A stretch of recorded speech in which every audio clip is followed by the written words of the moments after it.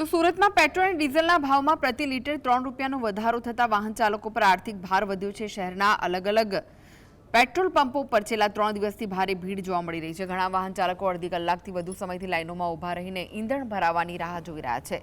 વધતા ભાવના કારણે લોકોમાં નારાજગી પણ જોવા મળી રહી છે। કેટલાક નાગરિકોએ જણાવ્યું કે મુસાફરીમાં ભારે તકલીફ પડી રહી છે અને ઘર ખર્ચ પર અસર પડી રહી છે। સરકાર સમજતી નથી જેવી પ્રતિક્રિયાઓ પણ જોવા મળી હતી। મુશ્કેલી છે, મોદી સાહેબે હેરાન કરી દીધા છે। હાલતા ભાવ વધારી દે, લાઈનમાં ઊભા છો કેટલા લાઈનમાં ઊભા આટલી પોણે કલાક થઈ ગઈ લાઈનમાં ઊભો। કેટલી તકલીફ પડી રહી છે હવે? તો બહુ પડે, કોને કહેવા જવું? સરકાર તો સમજતી નથી કાંઈ, કેવું પડે। પહેલેથી કીધેલું બધાએ કે થવાનું જ હતું એ વસ્તુ, અને આજે થઈ જ ગયું વસ્તુ। અને મોદી સાહેબ પહેલાં જે થવાનું તે કીધું એ થવાનું જ હતું, એ થઈ જ ગયું છે આજે।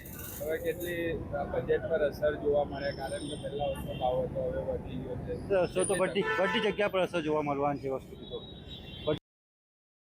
પેટ્રોલ અને ડીઝલના ભાવમાં 3 રૂપિયાનો વધારો થયો છે। અત્યારે સુરતના પેટ્રોલ પંપ પર લાઈનો લાગી ચૂકી છે। આપણે દ્રશ્યો બતાવવાનો પ્રયત્ન કરી રહ્યા છે કે હાલ અત્યારે પેટ્રોલ અને ડીઝલના ભાવમાં 3 રૂપિયાનો વધારો જે છે તે થયો છે અને વાહન ચાલકોને ખૂબ જ મુશ્કેલીનો સામનો જે છે તે કરવાનો વારો આવી રહ્યો છે।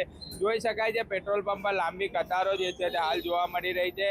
પેટ્રોલ અને ડીઝલના ભાવમાં 3 રૂપિયાનો વધારો થતાં હવે વાહન ચાલકો મુશ્કેલીમાં મુકાયા છે। કારણ કે જે રીતના સતત જે 3 દિવસથી પેટ્રોલ પંપ પર જે છે તે લાઈનો જોવા મળી રહી હતી અને લાઈનો હોવાના કારણે ખૂબ જ મુશ્કેલી જે છે તે જોવા મળી હતી। મોડી રાત્રે પણ સુરતના પેટ્રોલ પંપ પર જે છે તે મોટી લાઈનો જે છે હાલ જોવા મળી હતી અને હાલ અત્યારે જે દ્રશ્યો જોવા મળી રહ્યા છે કે સુરતના પેટ્રોલ પંપ પર જે રીતના અત્યારે જોઈ શકાય છે 97 રૂપિયા જે છે તે હાલ થઈ ચૂક્યા છે। બિલકુલથી જોઈ શકાય છે વાહન ચાલકો પણ જણાવી રહ્યા છે કે ભાવમાં વધારો તો થયો છે, પરંતુ સુરત શહેરના અલગ અલગ પેટ્રોલ પંપ પર જે છે તે ઘસારો જોવા મળી રહ્યો છે। સાઈ જગતાપ, GSTV સુરત।